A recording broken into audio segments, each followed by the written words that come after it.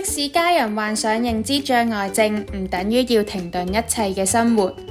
好多時照顧者為咗避免發生意外而過度保護同照顧，令到患者經常呆在家中，反而令佢哋嘅問題惡化。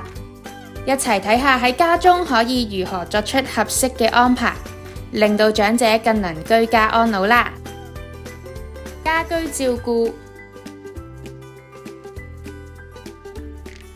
盡量保持固定嘅家居陳設，減少患者因為環境而感到混亂。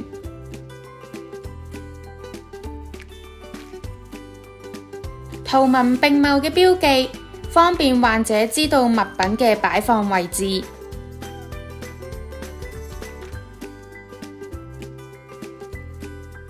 預防跌倒，搬走雜物，清理通道。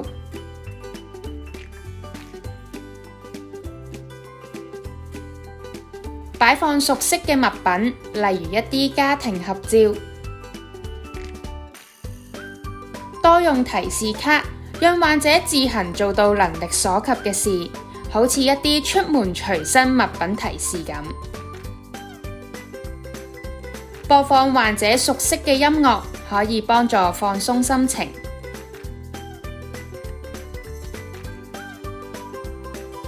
照顧者根據患者嘅興趣喺日常生活中安排唔同嘅活動，除咗可以保持患者腦筋活躍、延緩退化外，更加可以令到患者感覺自己仍然有能力，對患者嘅生理同埋心理方面都有幫助㗎。